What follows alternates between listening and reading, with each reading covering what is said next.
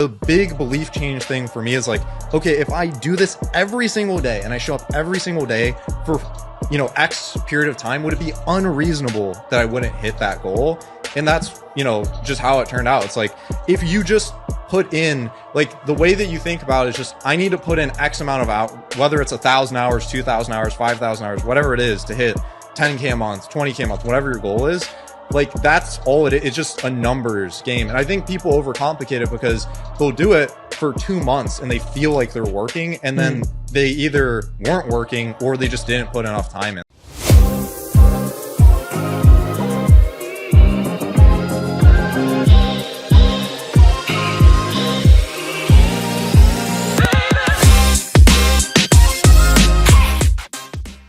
What is going on, y'all? Let's bring the energy. Welcome back to this TikTok podcast. We are here with Matt Lucero, who some may call the chosen one of Client Ascension. I was going to say the poster Harry child. Potter of Client Ascension. The Harry Potter, the chosen one, the poster child. What's going on, man? Other. What do you call yourself? I just call myself Matt. I don't know. I'm just here.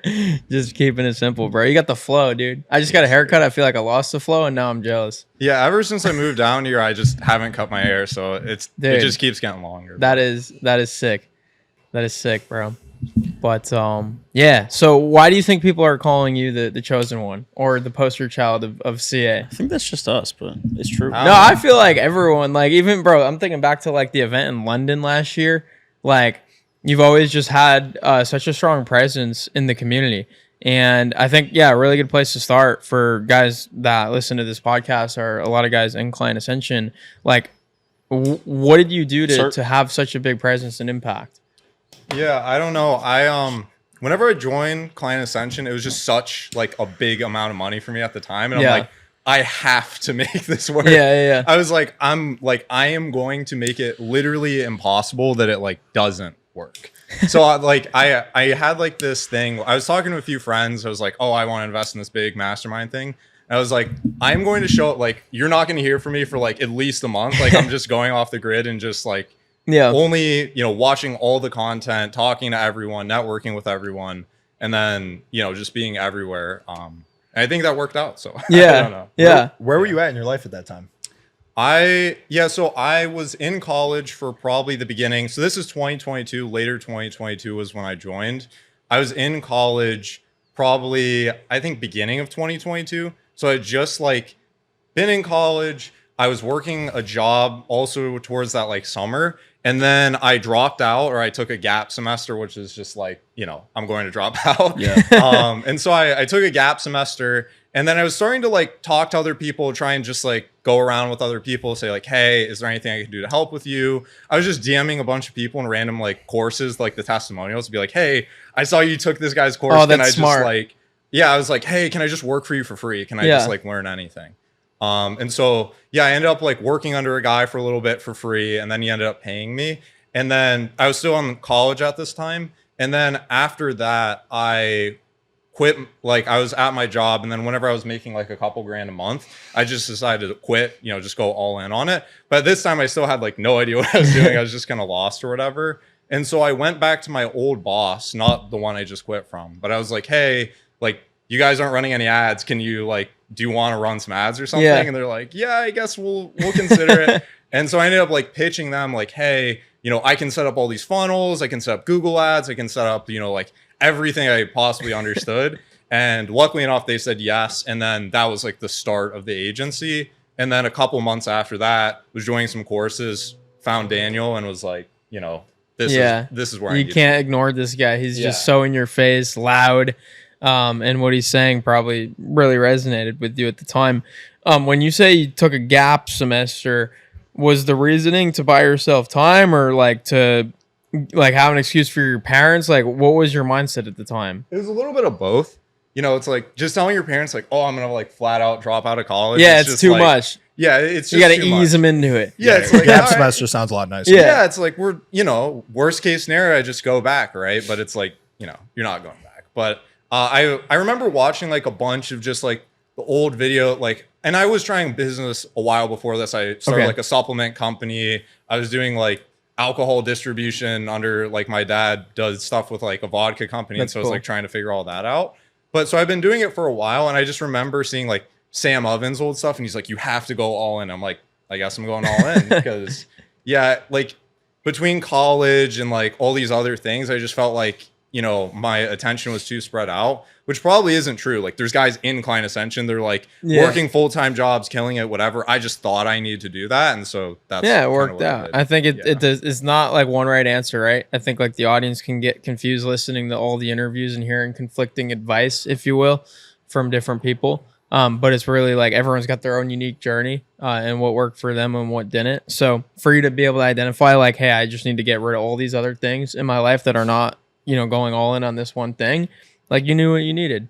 I guess early on, was there like, what was your vision? Like, were you just like, I just want to have success in entrepreneurship, or like, were you setting out to follow in someone else's footsteps?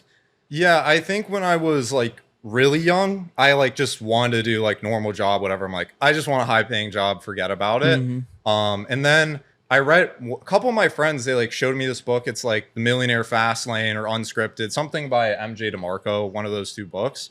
And it was just like painting these like visions about how you need, like, you know, every job, you like, even if it's a nice paying job, you're getting in just a nicer box and you're going to the same place. Like, you know, it's just not what you want. Like you need to just get rich quick. Right. Yeah. And so I don't know, I guess like the main goal is just like, very candidly, just like make as much money as possible and like just be able to have independence as soon as possible, be able to like retire early if I wanted to. But the more I do this now, I'm just realizing like I like doing it. I don't think I'm ever going to like retire. But, yeah.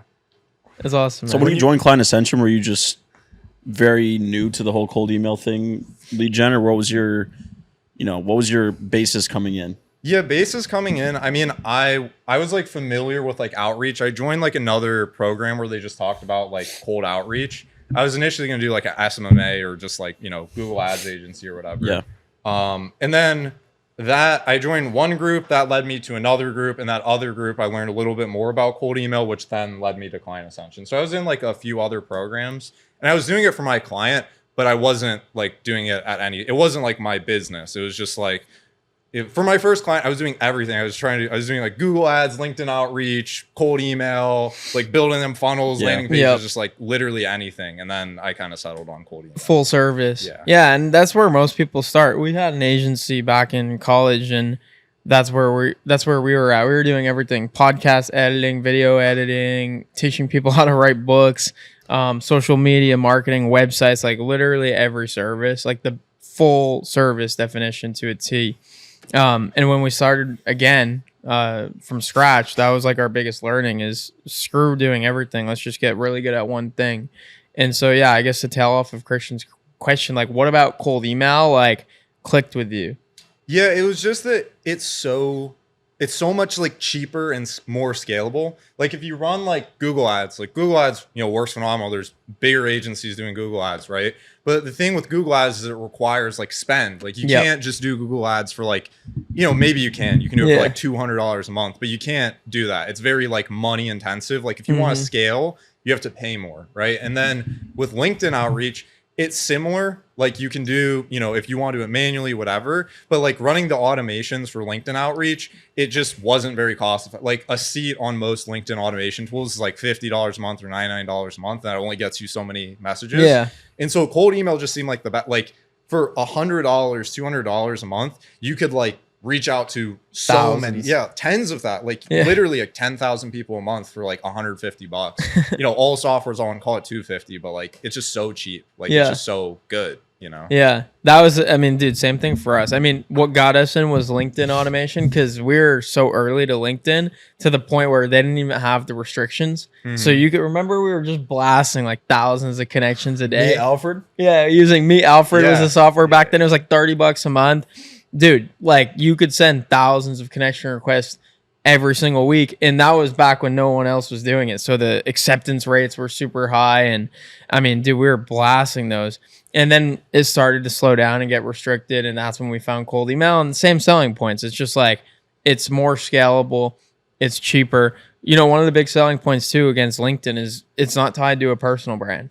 A lot of people were scared of sending LinkedIn messages because your personal brand is basically slapped on the front of it. Whereas cold email, you could kind of hide behind. So yeah, kind of walk us through like, okay, you hear about Client Ascension, you meet Daniel, obviously online. What does that conversion cycle look like for you? From whenever I first saw his stuff, Yeah, to to whenever when I you bought. actually decided to purchase. Yeah, so I probably like got on my first sales call probably in like September-ish. I think I actually saw Daniel from like a YouTube video, it was like his first YouTube video. That was like, I wasn't on Twitter at all. Like, Yeah. I had no idea about like money Twitter. So I saw his YouTube video. I'm like, oh, this guy seems really smart, or like this guy seems like he knows what he's doing. And then that led me to like Twitter. And I like, after I got off the first sales call, I like knew I was going to buy. It was just like emotional to like spend a lot of money on like a coaching program, because I never spent that amount of money. Like, I had friends who hadn't spent half that on a car, and I was like, I'm gonna just drop this on like random people on the internet, whatever. Yeah.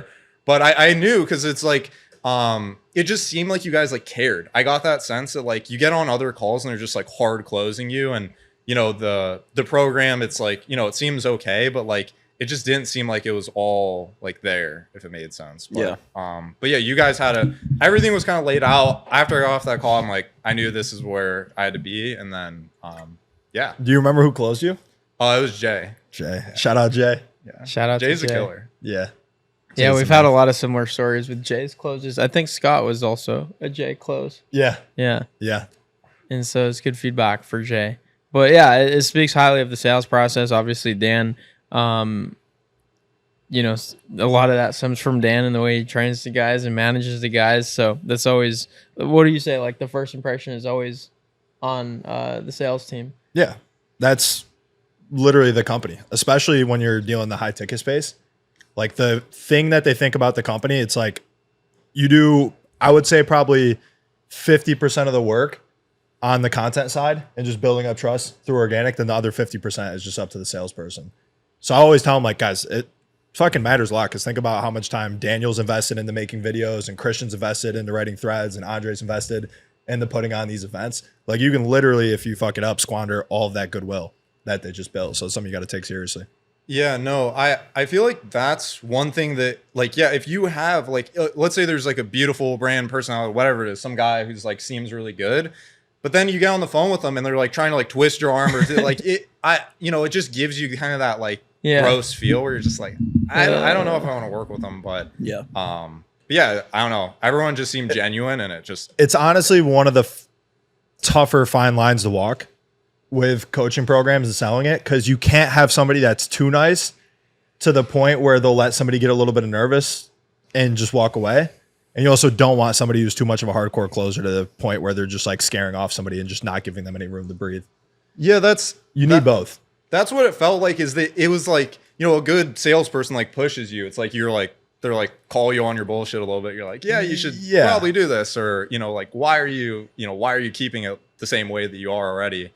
But there is definitely like a balance where it's like, some people are definitely like chill back a little bit. Like, I'll make the decision. Just like, give me a little space. But agreed. Yeah.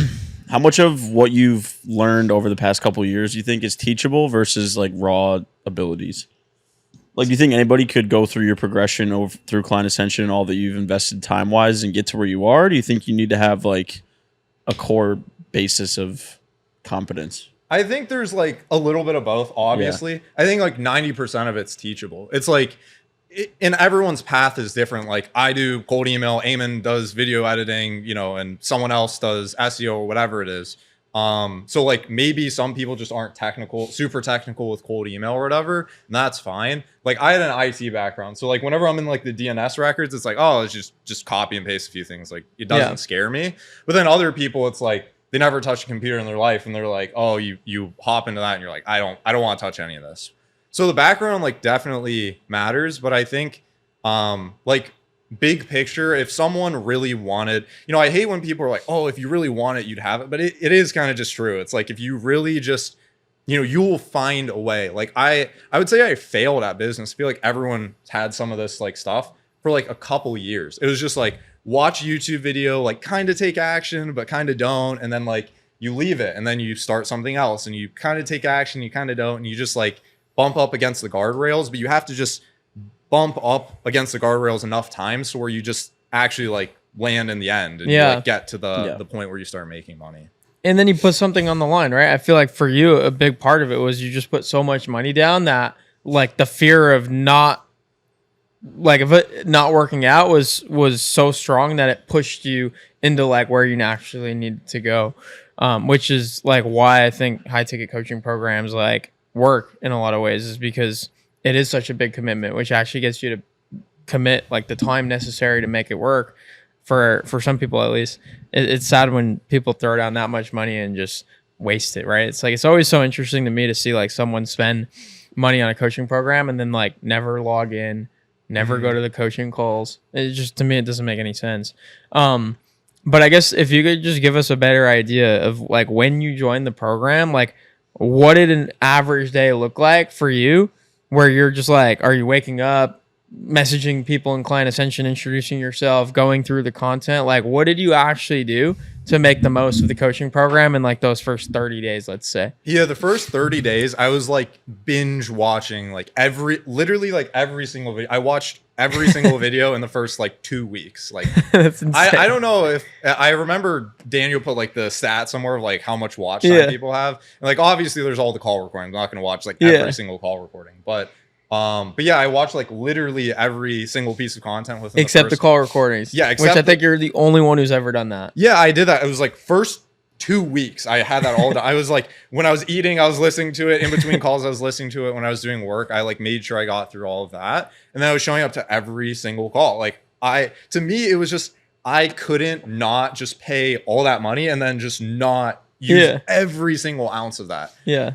So I'd show up to every call and then I would try and just like periodically like DM people just like, hey, you know, I saw you were talking about this on the call, like how's business, whatever. Just like starting conversations, which I didn't realize how valuable that was until later on down the road. It's like, oh, how did I just, you know, be friends with people? Bro, And it's it such was a high intent way of doing it though. Like you're watching a call recording, seeing what the person's talking about, and then using that in your DM rather than being like, hey, fellow CA student, want to connect? Yeah, and I'm not like in like over time, a lot of these people ended up becoming like clients. Like I've signed probably 8 or so people out of just the student pool. Like, and none of it was hard selling. It was just literally like, hey, how you doing? And then we just like talked. And then like 2 months later, they're like, hey, I don't want to do this anymore. Like, can you just hand it off? Yeah. And I'm like, sure, I'll do it. But yeah, I was just nurturing relationships, and it wasn't even intentional that I was like, just, oh, whatever, like need to sell people or anything. It's like, I want to learn from these people, because not only are there coaches. Remember one of the questions I asked on the sales call is like, what's the average MRR of the person doing it? I think Jay was like, oh, it's like 20 grand a month. And I'm like, oh, so like I can learn from not just the coaches, but like this guy who says, do this, like did the thing. And then all I have to do is just listen to what they say. Like the really insane thing for me is like how close I was to money. Like I would see all these testimonial screenshots, all these YouTube gurus like, wow, I hit my first 10K a month, but I just never talked to anyone before. But then it's like, you talk to the guy and you're like, wait, like all he did do was just send a bunch of cold emails, DMs. And it's like, oh, okay, that's all I have to do. So yeah, I think it was helpful in a lot of ways, just like building relationships. And then also like a belief change. It's like, wait, I just talked to 4 people, like making what my dream money would be. Like it clearly is possible. And they did it in this time frame. It's like, yeah, it just felt real. Yeah. Do you remember what that like first win was for you in the program, or like when something really started to click and you're like, all right, yeah, this is the real deal? Yeah, I think paradoxically, like I wasn't running any outreach for myself for a long time. I had this like belief that I had to kill it for this one client. Like just had this one client. Just dude, everybody has that belief. It's the stupidest thing ever. Yeah, it's like, oh, like if they're not, you know, they should be getting $1 million a year or whatever. Like if they're not winning, then the business isn't going good. And so whenever I joined, I was like, wait, I should probably start doing outreach for myself. And so yeah, I started doing that. First big win was like cold. I closed the deal cold from like someone I just never knew, which that was like a big game changer. It's like, wait, I can actually get a stranger to give me money. That was crazy.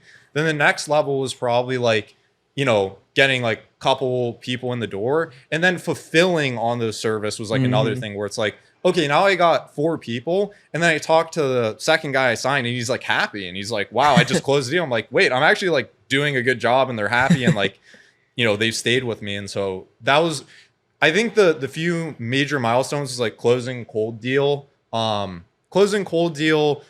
hitting, you know, X amount per month. It was like 5 grand a month, then 10 grand a month. And then it was like, you know, the clients are happy and the clients are like saying that they actually like your service. That was a big thing. And it's like, okay, now it's just a business. Like, Yeah. yeah. Gives you some breathing room. Yeah, exactly. Yeah. Dude, I could see that. But Yeah, a lot of people early on the agency journey have that limiting belief where they're like, oh, dude, like I don't want to do outreach right now. I'm just going all in on getting results for my first client that I have. I want to get them results. And you're like, okay, how can you possibly spend 40 hours a week trying to get results for one client? Like, are you going to go over to his house and cook him breakfast? Like, if you're doing cold email for him, like it can only take a couple hours a week. You're just going to run out of stuff to do. And then they get to the end of the sales call and they're like, well, this sounds good. I just need to close one more client before joining. You're like, well, are you going all in on this client or are you trying to sign new clients? Like, which is it? You just told me 2 completely different stories. And the reality is people are just nervous about the fact that they don't think they're a good enough service provider to demand revenue from a completely cold prospect. And that's what's like the beauty about coaching programs is like you pay whatever it is to join Client Ascension and you are automatically a worthy service provider to get paid because you just paid for the access that other people have paid hundreds of thousands of dollars for. Yeah. So it's really the biggest shortcut you can take. Yeah. And I like the way that you approached it too. And I think it stems from you just being like a university student or not too soon before. Like you approach it as like, I'm showing up to class. Like classes at this time, like I'm showing up. And this is like the mindset I'm really trying to ingrain into the community right now is like, go to the coaching calls, add them to your calendar and then go. Like the same way that if you're in school, like I skipped out on class a lot, but like in college, like you go to the class it's scheduled, like at a specific time, at a specific place. It's not like you go if you want. It's like you go, right? If you're a good student and you're there. Again, I'm not the best example of this. I'm kind of a hypocrite, at least for college. But that's the way you're supposed to treat it. And it sounds like that's what you did. You just treated it like your new version of college. And you had the luxury of time, right? Obviously, because you weren't in college. So I guess my question is, what does that look like now? Because we're even joining coaching programs and masterminds. And I just think it's so different when you're in the middle of running a business and there's already a action list of a million things you got to get done. And then you join a program and they're changing the way you think about all those things you got to get done. And if those things are even the right things to get done. And now there's this whole other list. And then you got to get through the content. But you're kind of scared to go through the content because you know it's going to open up a whole nother list of action items. So how do you approach Client Ascension now as you're like in the middle of the business growth? Yeah, I think now it's just like I feel like now that, and it's like a blessing, it's a great thing. Like in the beginning, I had nothing else to do. So it was every single call, every single, thing, no matter what. It was like I feel like coaching program, like colleges have the brand to do this where you just don't show up to enough classes. Like they take your money and they kick you out. It's like, it's great. Maybe there should be a coaching program where they just kick you out if you like don't do anything. But I think like, Tate did that, didn't he? Yeah. I think Tate did that, but it wasn't that expensive. I mean, we've done that for a couple clients. Yeah. They're just miserable. You're like, here's your money back. Yeah, we give them their money back. Yeah, I know. He's saying keep their money. Should keep it. You don't got to keep it. Yeah. I mean, well, that's what colleges do. But yeah, it's like show up to every single one. And then now it's like, I feel more so like I graduated, like, I teach in there now, but I feel like I still show up. There's like a few reoccurring calls where I just show up like no matter what still, because it's just, there's always value specific to my business. Like lead gen call, I do lead gen. There's like, I can learn from everyone doing, lead gen. But now it's just more so like targeted. It's like come in, ask a question, leave. And if I had more time, I would just sit on all the calls as much as possible, because there are just like nuggets. Like you show up to a call about LinkedIn and then, there might be 8 people on the call and you have 15 minutes to just ramble about your problems and get someone else's opinion on it. So now it's just like showing up on the targeted stuff, just asking really pointed questions. But yeah, and then networking, like that's probably the biggest part too, is just like talking to people and like, most of it just goes down the DMs. Like you're just asking people questions like, hey, like, do you know a guy for this? Or do you know a guy for this? Or, how would you approach this thing? And yeah, that's probably the majority of it now. Yeah, bro. It is funny. I think Daniel shared a screenshot of like the Slack analytics. And sometimes like I'll be looking at the channels and I'll be like, man, no one's active today. And then you see the Slack analytics, and it's like there's 3 times the amount of messages in the DMs as there is in the entire rest of the Slack community. Yeah. And so like just imagine like the volume of DMs happening if there's already that many messages in all the other channels, because it is a super active community, right? It's not like it's dead or it's dry, but sometimes it just feels like it's not as active as, you know, other days. So it's just crazy to think like what's happening in the DMs right now. Kind of feel left out. Yeah, it's like They're all talking shit about Andre. just don't say this to Andre, but you know, just whatever. But no, but like everyone's talking to DM, like my DMs, that's the most common channel where just stuff's going down. It's like someone's just asking like, hey, do you know a guy for this? Or hey, I have this like one quick question. They just don't want to flood the Bro, channel. this professor fucking sucks. For sure. How has life changed since you moved to Tampa from Michigan? I mean, it's a lot different. Like I feel like I've grown accustomed to it already, but like I used to just live with my parents, and so it's like no bills, like everything's just, you're living life on easy mode, which is great when you're starting. Yeah. Because like, you know, that gives me the money that I could throw, you know, X amount at Client Ascension, and then if it failed, I could just, you know, wait another couple months and then just do it again. Even if, like you don't need that much money, because like most people, you just spend a ton on rent, food, like all these things that just like kind of drain away your money. But I feel like I needed it because I was just plateauing. It's just I got too comfy. Like, you know, you start making the money and it's like all of it's just kind of sitting in a bank account. You're like, things are good, but it just doesn't push you to grow. And then after I moved down here, it's like literally within the month, I like shot up by like 30% the first month I moved down here, and then 50% the next, because I was just like, dude, I got to pay bills. And like, now I have to be a human. But yeah, it's just cool. I mean, weather here is beautiful. Yeah, especially compared to Michigan this time of year. Yeah, right? No, it's freezing. Yeah. So when you joined Client Ascension, like functionally, like your business probably had a tiny bit of revenue, but for all intents and purposes, you weren't making real money yet. Yeah. How long into Client Ascension did you actually start making real money? I mean, it's like, well, it depends what you mean by real money. Like to me, even when I joined Client Ascension, I was making, it was probably like $2-3 grand a month, which to me was still crazy. Like I came from, but that's revenue. That was revenue. And most of the, like, there's little or no expenses, just me. There's no employees. But even to me, that was crazy. Cause I'm like, you know, there's people like I was making 15 an hour before part-time. That was more money than I was making at a job. And I was like, this is crazy. And then whenever it was like, I don't know, 3 months in, like I set a goal and I hit it, which to me was crazy at this time. I remember thinking like, dude, if I could hit 10 a month by the end of like the year, that would be like insane. And Jay's like, no. Like if you don't do that in 6 months, like something's probably wrong. And then I hit it in like 3 and I was like, dude, this is insane. So yeah, whenever I hit that first like 10K month, that was just crazy to me. It's like, this is like a 6, you know, and 80-90% profit margins because you're just selling your time basically. And to me, that was just insane. It was like 3 months in, I'm like, this is insane. I have like, a 6-figure job. Yeah. Like, you know, if I would have went to college, stayed for all 4 years, did everything perfectly, and got like a great internship for like in whatever job, it's like you'd be great. You'd be so excited if you made like 50 grand a year. And it's like, I just did that in like 3 months after, you know, granted, it was like 2 years of eating shit before that. But like, of course. You know, that was, things just pick up like really fast. And so that was crazy. And then, you know, it's just up and out from there. So yeah. It's funny how people do unpaid internships like happily, but then it's like, oh, you spend 6 months not getting paid at a business. They're like, no, I don't want to. It's like you're literally learning a skill that'll pay you for the rest of your life, or you're just going to go to intern at Northwestern Mutual and ask Granny to manage her money and lose it all. Yeah. And I don't understand. It's like the best, running a business like is the best internship. Like you get to, it's so hard to describe. It's like, okay, let's say you want to climb the ladder. Let's say you want to run a company. Like your end goal is you want to, you know, jump the corporate ladder, whatever. You want to make as much money as fast as possible, right?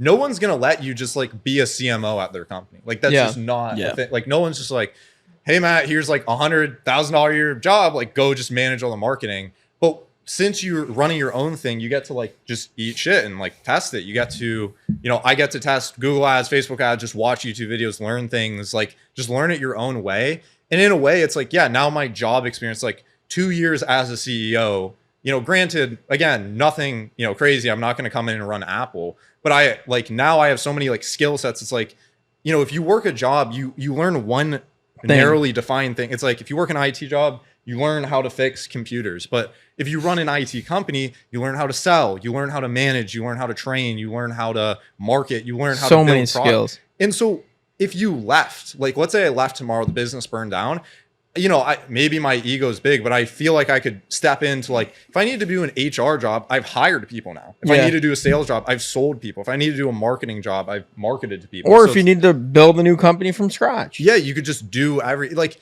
it really is the best internship. You just have to get your hands dirty. Yeah.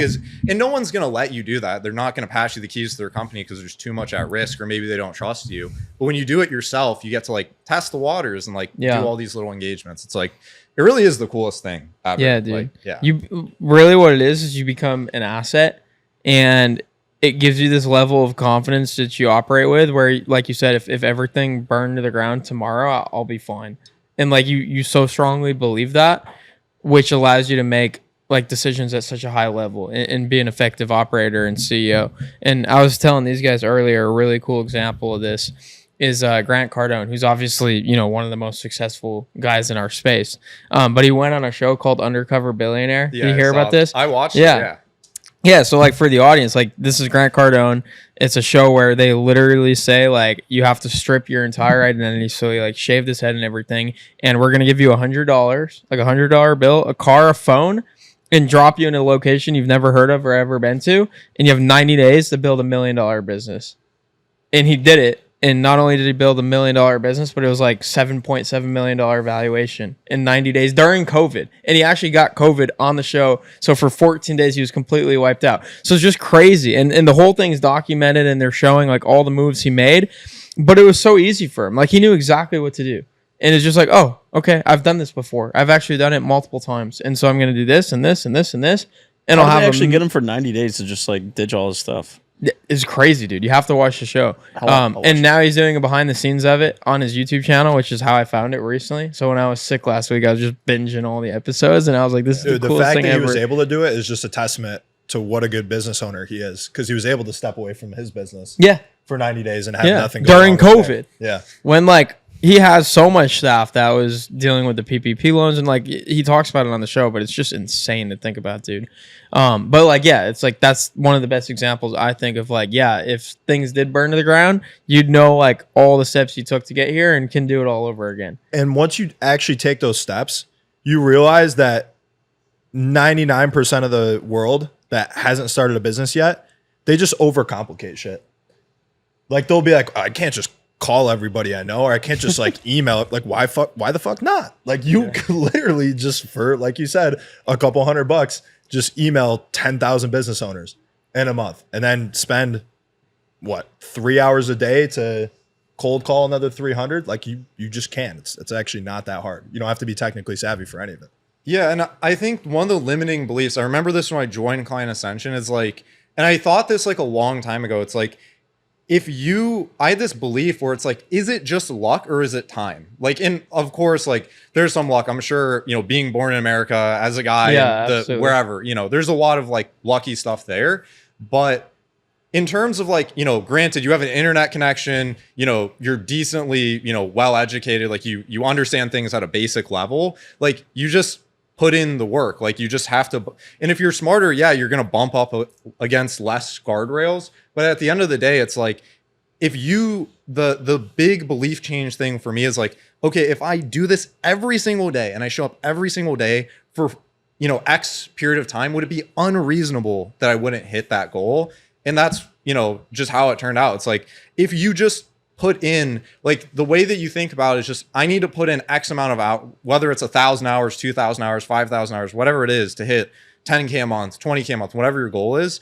Like that's all it is. It's just a numbers game. And I think people overcomplicate it because they'll do it for 2 months and they feel like they're working, and then they either weren't working or they just didn't put enough time in. Like I remember what I thought used to be work was like, I would go and like answer DMs and watch some YouTube videos. Like that's it. It's like, oh, I would like go into this group and I would like network or whatever. It's like, no, what tangibly, like if you had to write out every single thing that you did, it wouldn't be a surprise. Like it would never be a surprise that if you looked back on the things since like I DM'd, 20 people in a bunch of these old courses, and then I sent X amount of cold emails, and that got me this result. Like, it wouldn't be a surprise. And it's the same for a lot of people. It's like, you just do an amount. If you look at the input and output, it's never like a surprise. It's like, oh, this guy just, sent 2 emails and he has a big business. Like, no, he sent 10,000 every single month for, however many years or days or whatever.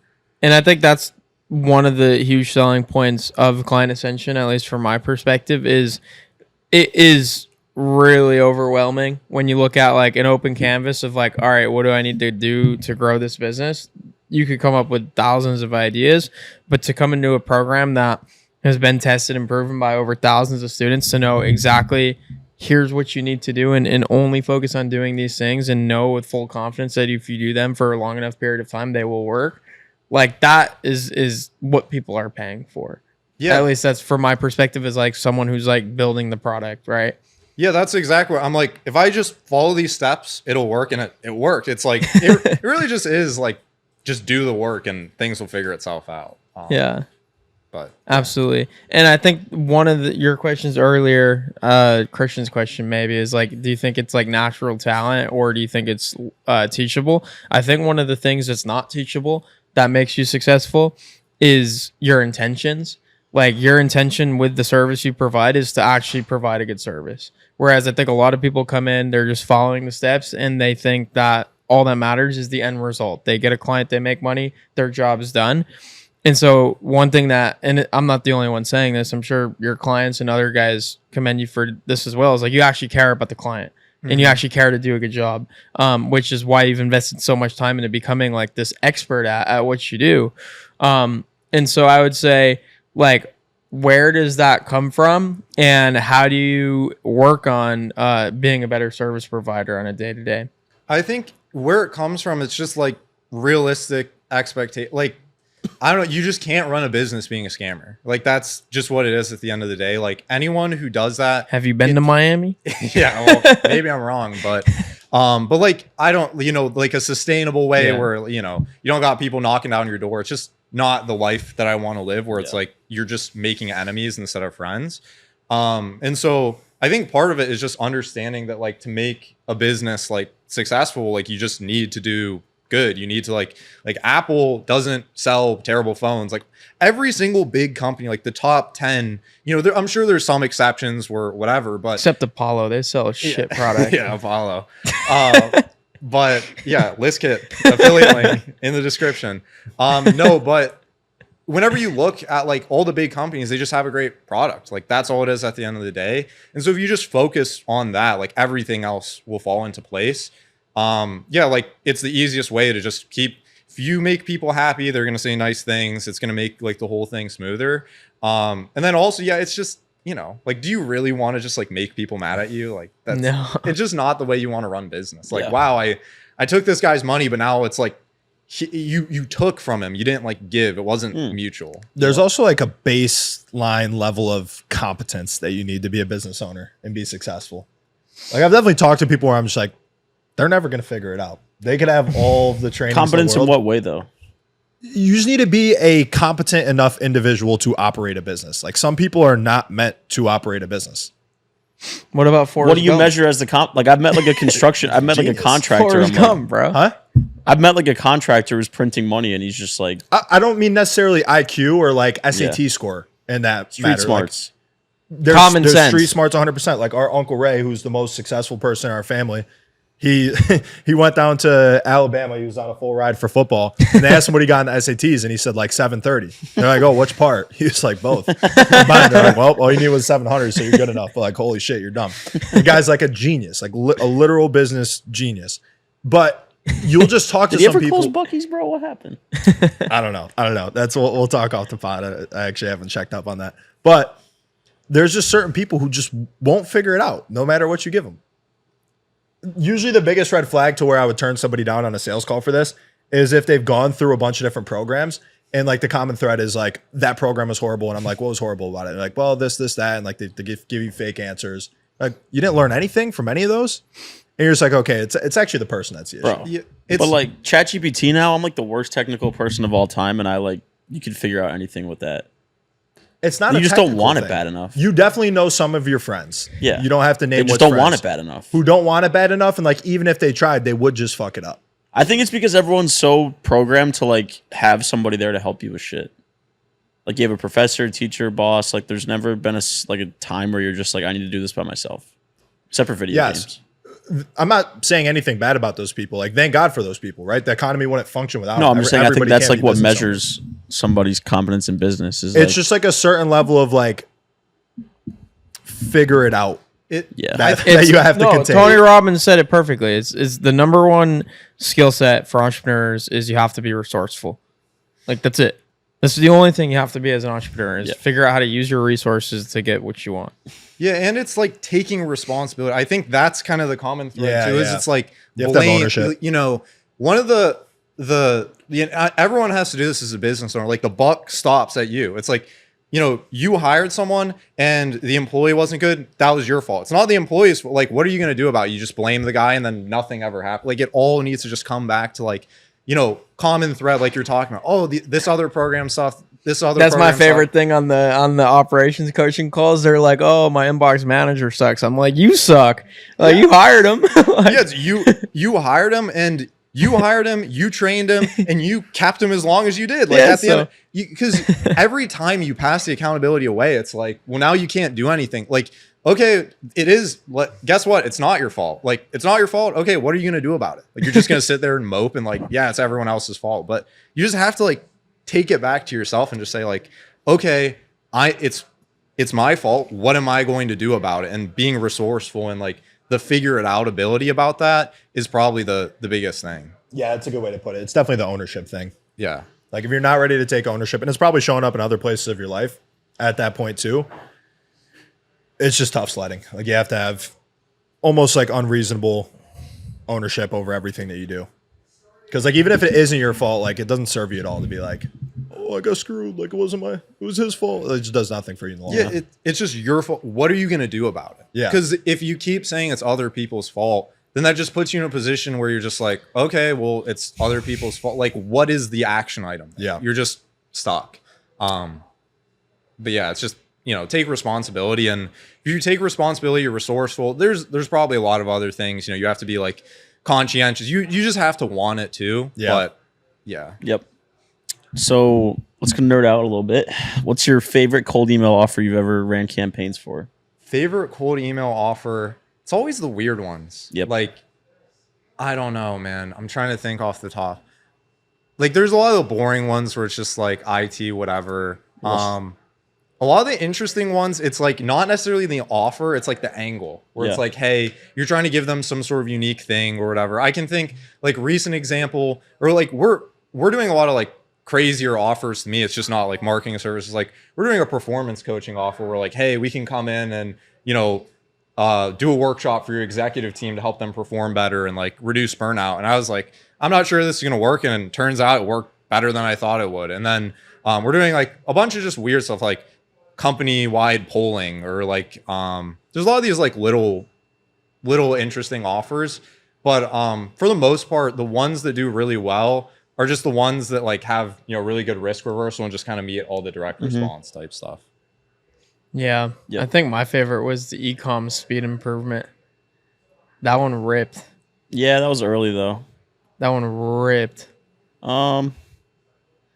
Selling tea mugs. What? Selling tea mugs. That one was fire Tea too. mugs? Tea accessories. It was Accessories. accessories for coffee shops. Oh yeah. Really? We were That was emailing fun. coffee shops being like, do you want like these really cool tea accessories? I'm trying to think of a client that could actually close a deal though, because they couldn't. We run campaigns where it's just like, do you want to sell your company? Those are crazy. Those are fun. Those are Yeah, fun. we I did get those a the lot Amazon one, remember?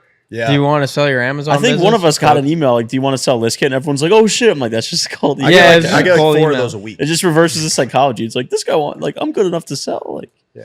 yeah. That Yeah. one does How do good. you sell people on cold email who are like, because I love this question. You get it on every call. Like I never respond to cold emails. Like if they didn't come from cold email, they came from, let's say, organic, or they've been following you on Twitter.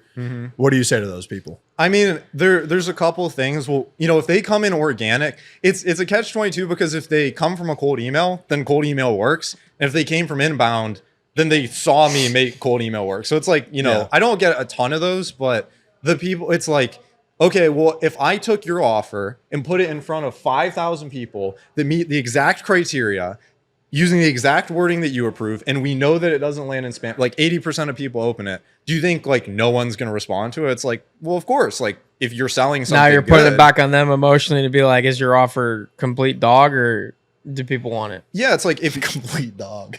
yeah, we're showing Trying you not the to leads. swear, man. I just like the way you said it.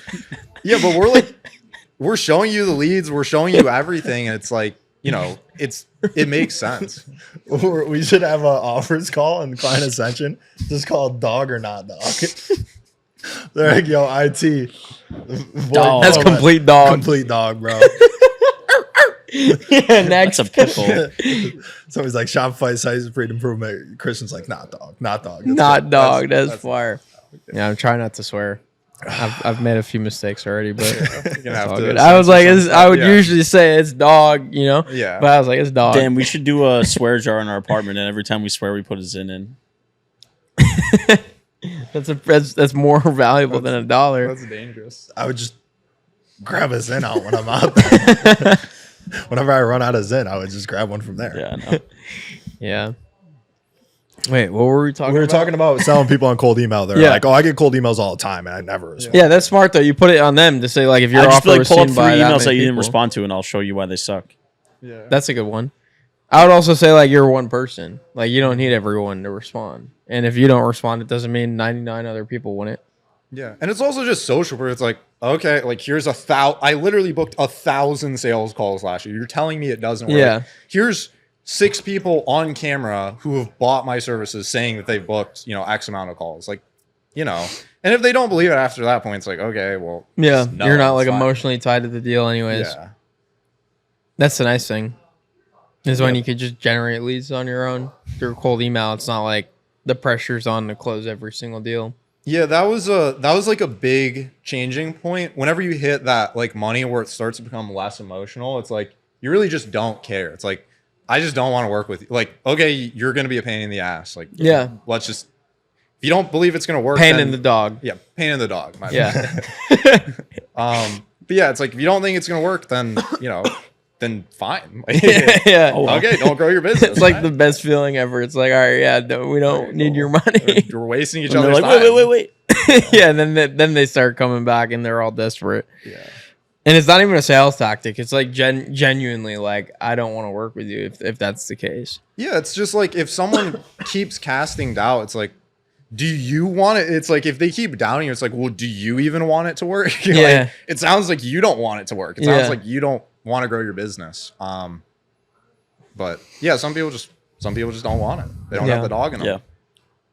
What was it like for you going from being a student in Client Ascension to now being one of the coaches? I thought that was it's always a cool story to see like someone in the program. And we've had it happen with like David and Shenny. They were in the first cohort and they were the first to become coaches, and Lucas obviously and you and some others. But what was that like? Yeah, it was. I mean, it's just gratifying. It's like, you know, you go through the whole thing and you just got to basically just talk to past versions of yourself where it's like, oh, I remember doing that. Like, Yeah. that sucked. Like, here's how you don't do that. But it's also interesting now seeing it from the coach's POV where you can see, you know, like sometimes as like a student or whatever, you just like question things a lot. Like I knew I used to do that a lot where it's like, why does this work? Why does it have to be like that? You know, like how does this work? But it just doesn't matter. It's just like, listen to the guy who's done it and it'll work. Just trust Yeah. me. Like that's it. But yeah, it's really gratifying. Like just basically talking to people that were in the spot you were before and being able to like guide them up. Actually help them. Yeah, it's a great feeling. And I think the other thing too, like huge benefit of coaching is it just keeps you so sharp in the actual skill set itself. It just like forces you to be really good. And the way Taylor Welch described it at his last event was really interesting. He was saying how coaching keeps him sharp and it also allows him to like test his ideas. Like he can see if an idea or like what he calls a playbook or like a strategy actually makes sense based on like the feedback and reaction he gets from his coaching clients. So like you can test a lot and also just stay sharp with whatever it is you're an expert on with that live feedback and that live audience. And then it's also cool because you can give someone feedback. And my favorite thing to do is ask them on the next coaching call, like, hey, how'd that go for you? Or what's the latest? What's the update? It keeps you sharp. And it's also cool to see like someone actually implementing what you tell them and getting the result, because it just builds that confidence. Yeah. It's also nice. Yeah. You basically, like you said, you get like, instead of, I can only work with 20 people by myself, at a given point at the scale I'm at now. But you can work with 300 people, just like seeing them, observing them, seeing what they're testing, seeing what they're trying. Yeah. That's really useful. And then, it keeps your ear sharp, because sometimes your ear is close to the ground. You're like, this guy recommends this tool. And it's like, I haven't heard of this tool. Let me check it out. Yeah. Or you refer them out something and they learn something new. It's just like you're kind of spider webbed out a little bit more on kind of everything, because you're inevitably also going to learn as a coach. Like, maybe there's some crazy thing I haven't tried, or maybe everyone's hyping this one thing up. I haven't personally tried it. And then someone else tries and they're like, oh no, it just sucks. And you're like, yeah, great. Well, yeah, that's good to know. But yeah, that's the best thing Daniel's been tweeting a lot about, is like, dude, we just know what works, because we literally have a community of like 300 agency owners that are like actively doing different things. And so like, we know what works. We see what works. We see the wins channel, who's posting the wins channel. We do end of month reports to see revenue numbers. And obviously the different offers that are tied to those revenue numbers. Like, there's so much value in having that close of an eye on what's happening in our market and making business decisions off of that. Yeah, no, Client Ascension is like a microcosm. It's really crazy, just like the whole thing, because I feel like the knowledge, I'm sure everyone says, oh, the knowledge is the best there, but it feels like the knowledge and like the savviness that is in this group, where it's like, everyone's doing like the most up-to-date stuff, and you have all these people like in the field testing it, and like, it's just a spider web where you go like 2 layers deep and someone knows someone that knows some crazy thing you never heard of. And it's like, this is insane. It's pretty cool, man. It's pretty cool. But how about the events, bro? I know you're at the event in London, and then the one a couple of months later in Tampa. What were some good experiences you had at the events? Yeah, good. The London one was crazy for you to make the trip out there. I mean, that was a far way, right? Yeah. Which one did you like better? I like them better for different reasons. Tampa's nice just because the weather, it's like, it's good. And I went down there. I'm like, I'm not leaving. I'm coming. Yeah. I just tore it. Ultimately decided to move here. Yeah. Yeah. So clearly it was good, but no, the London one I like the London one a lot, because it's like just different. Like, I went to the, not the first one you guys ran, but like the one the podcast event. Yeah. I went to the one April or whatever. And then I went to the London one, and then the last one. The last one was really good because it's just how many people were there. And it's like, it's just good to be able to see all the people you're seeing in Slack in person and kind of like foster those relationships too. The London one was cool because it's just a different set of people that you normally wouldn't meet. You see the new city. We did the breakout rooms, which was like super cool. Like, first trying that out, that was really cool. And dude, the rooftop. I remember the rooftop. The rooftop in London was so fire, bro. Everybody was. Oh my god, dude! The open bar was dangerous. So much fun. That was the best. Andy came up to me like halfway through the open bar. He's like, "Yeah, so we got a little bit of a problem," and I'm like, "What is it?" And he's like, "It's gonna be like $3,000 more than we thought it was gonna be." We're like, okay. Everybody was so happy at that point. Nobody cared. Like, he's like, "Do you want to close it?" I'm like, "Dude, we can't. We can't. Like, we can't. no, we Drank can't." like 17 Heinekens on that roof. Oh my god, dude! The event, like the stress of like the behind the scenes of the events and like what's actually going on fun trip. during. Oh I didn't like God. London, but I liked the trip. Yeah, Ty Lopez. Oh, I thought it was a great trip. London like the was a city great itself. yeah. Not a huge London fan. In It terms was the middle just of July and it was cloudy. It was like it was cold and rainy and cloudy. You It never was see cool, the sun but- over there. It was cool, but like, I wasn't a huge fan. I don't know. I mean, it's a different vibe, but the sun, I just need the sun. Yeah. That's why I moved here. I'm like, dude, The sun can't just do makes it. me happy, man. yeah. Yeah. You know what I loved about that event was the breakout rooms for like, what was it, 2 hours probably? Mm-hmm. That just felt like work. Like, it was, everybody was exhausted afterwards. I was like, this is like a perfect little microcosm of what Client Ascension is. Like, people are out, a lot of them are considering this vacation, but like everybody's willing to just kind of put their head down and work for a little bit and get better. And like the feedback from there was phenomenal. It's something Bro, where, it's so like, I funny got 'cause DMs that months wasn't- later about the sales. That wasn't even, that was like planned the morning of, because Yeah. like Daniel woke up like sick. Remember? He was like, oh, he was like in the hotel room, like, oh, like Just trying to hung over, clear his bro. throat. Yeah, just hung over every time. But yeah, sick. And so we had like this whole agenda where we were gonna do a podcast, and then we were gonna like do like actual talks. And then I remember like we're all sitting up there in the beginning, and Daniel's like pointing to like an invisible like whiteboard behind Yeah, him, yeah. like explaining things. I'm like, all right, we just gotta cut it. That Like, was no. The best was he just has his head in his hand. He's like, "Come on, I got it." It's like the wheels are turning. And I think that was the first time he started talking about stealing the competitor's logistical intensity. Yeah. It's just- Dude, that's so actually you could crazy. tell it was a phenomenal talk. Like everybody was like, "Dude, that's so smart," and I was like, "That's something that just Daniel has out of like our group. Like you could tell 100% he had not thought of that until that very 3 moment. seconds before." Yeah. Yeah. We just put him on the spot. Usually he could perform, and it was just under such stressful circumstances. He's sitting I there. don't get how he has like such intensity with everything he says. Like, he'll just go on a rant on the spot about like ads. I'm like, it's not that deep for me, but like, It's not that deep. for Yeah. him, it's like everything. Oh man, yeah. I was so stressed. I was like, dude, we have nothing. We have no content for this event. What are we gonna do all day long? And then the breakout think I was sessions like, ended let's up do being the breakout best thing rooms. ever. Yeah. Yeah, it's funny seeing him. He's like, you could tell he was exhausted, but the second he starts talking about logistical intensity, it's like, Yeah. he's like going off. I'm like, damn, that's crazy. Yeah, we got to put that out on YouTube if it's not already. I think we That- have that that first speech. That speech that was the most funny thing to watch, because you can see he's like sweating. Yeah, Like- the issue was like I remember there was a bunch of like audio complications. They had like Yeah. an AV system that was from like the Titanic. Yeah, On we that were boat. literally on the Titanic. Oh man, Let's rip some lightning. good times, dude. Good times. Yeah, let's do some lightning All right, round bro. questions. We'll wrap with the lightning round. I'm sure you've seen a couple of our other episodes. Maybe, maybe not. Yeah. No, he doesn't watch a single one. No, Dude. this is the first one I've watched. Getting, To be honest, getting this far is pretty good. But yeah, series of quick questions. It's supposed to be rapid fire. So if you could have dinner with any 3 people, dead or alive, who would they be? dead or alive, Steve Jobs, Elon Musk, Knew that was coming. Jeff Bezos. I don't know. Just Yeah. give me some I knew billionaires. Steve I'll Jobs. Yeah. Elon's a very the popular Apple, guy. the Apple name drop throughout the podcast. I'm like, yeah, you're an Apple guy, I love that biography. When I was young, I read that biography. I was like, dude. Yeah, me too. The Walter Isaacson one. Yeah, yeah, yeah. So far, and I still watch every Apple keynote.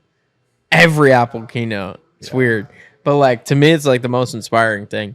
Like their product launches, they'll just do like the whole presentation. It's so cool. yeah. But yeah, dude, Steve Jobs surprisingly has like so much content out on like management and hiring and leadership. I just recently started to come across it. Really good stuff. Like really good stuff. I was surprised. Cause like he's from so long ago. Like I didn't know that stuff would be documented as much as it is. And like videos. And like lectures. Yeah. He has all those videos. Like seeing those videos is crazy. And obviously, like to be at that level, you have to be a killer at like everything. And Everything. so they just know like all the little nuance and nuggets. It's so crazy to think about, dude. So crazy to think about. I'm gonna switch up my question a little bit.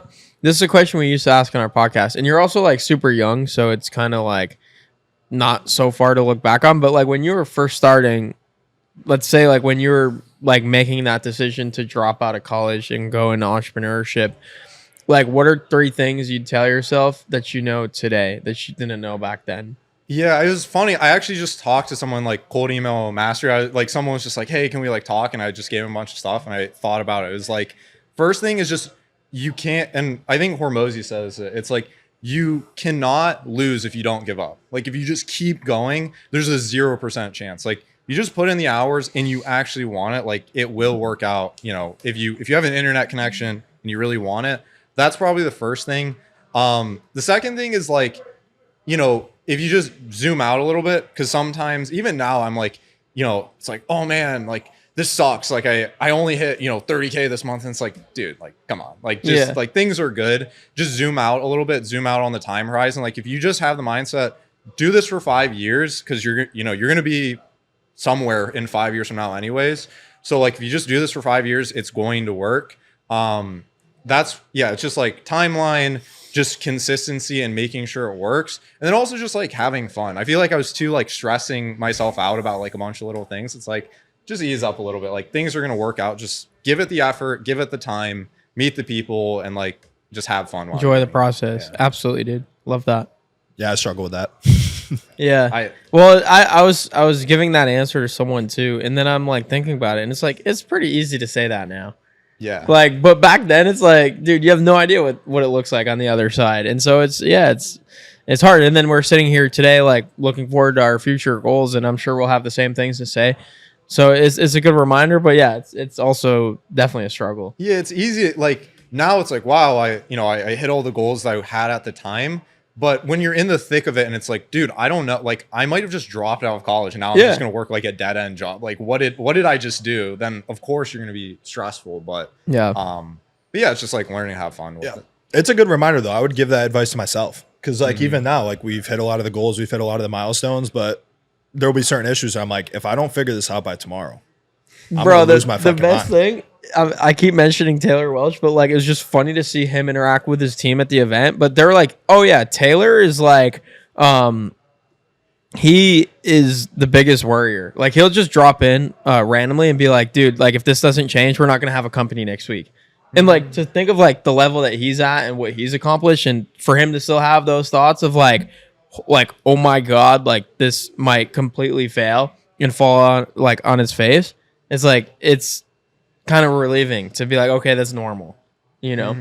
But it's just funny to hear them talk about it. It's like, yeah, Taylor will drop in and just be like, if this doesn't get fixed, like we don't have a company anymore. Yeah, I think it's just a trait of a successful person. Yeah. Like, or, not it's the paranoia. Like yeah, it's because if you get complacent, then things do start to go bad. Like if you're worried about things not going bad, the chance of things going bad are going to drop a lot. And if you think everything's going to be perfect forever, like you guys know, it's like, oh, this is a great month, and then something happens. And you're like, what isn't that like a PPD quote? Something about being paranoid? Yes. He's talked about this. I'm trying to think of the quote. Something along like the lines of just like the bit like something about like healthy paranoia. Yeah. Just being paranoid in business is like actually a good trait. It's actually super funny because on the drive over here, I just had the Oppenheimer playlist playing on my phone from when I was working. So it turns on in the car just when I plug my phone in, and me and Christian are driving over here. And I was like, dude, think about the work environment these guys were in. Like they're in a town where there's nothing else to focus on, and the consequences of them not figuring out what another team is trying to accomplish on the other side of the world is they get disintegrated and Nazis take over the world. Like just, you're gonna figure it out. I was like, this sounds like so like stupid and like very Hermosy, but I was like, if we just applied that same thought process to like Listkit beating Apollo and like Client Ascension beating other programs, like it's like, dude, you may be a psycho, but like there's no way you fail. Yeah, no way. Yeah, and also I feel like it's funny too. Everyone, I don't know about you guys, but when you look back on stressful situations, Apollo's run by Nazis. Yes, we start run that. Yeah, I just got that. That was like I'm like connecting the dots. Damn. That was like Adidas. And did you watch Air? Yeah, I literally just watched that this weekend. Dude, such a good so movie. Good. Such a good movie. So good. But yeah, they have like the Nazi background there. Maybe that's what Phil Knight was thinking about. Yeah. Like, I can't let the Nazis I win. love Phil Knight in that movie. Ben Affleck is so great. Oh, so great. But yeah, so have fun, but also picture you're up against Nazis. Yeah, you're also picture your competitors as Nazis, and you'll probably win. Okay, my question, and this would be a good one for you because not in like a bad way. You just strike me as somebody who's just so into business right now, like and you're in that season in your life. But I'm curious to hear what's one goal that you have in 2024 that has absolutely nothing to do with business or money. Absolutely nothing to do with business or money. That's actually tough because like seriously, like like literally now, maybe I'm just like total buzzkill, but I'm just like obsessed with business or money. Because I like if I'm like, oh, what are my fun goals? It's like, oh well, I want like a car or a different apartment, whatever. But honestly, nothing. It's probably just like go to the gym more, like take care of my health, like I've been lacking big time. Nah, that's a great goal to have. Just get fucking jacked for no reason. You got to get jacked. Like get jacked. It's like, what are the 3 things? Like health, wealth, relationships. So it's just like maximize, make sure the business is doing well. That's what I feel like this season is. But also, while you're young, it's like get jacked. Like, you know, when you're 60, you can't just run it up like that. You know, that's a great goal. Yeah, get jacked, baby. I like it. Love it's it, a great bro. way to end it. Get jacked, beat the Nazis. There you go. It's a wrap on the pod. And that's TikTok. Good stuff, bro. Appreciate you coming on.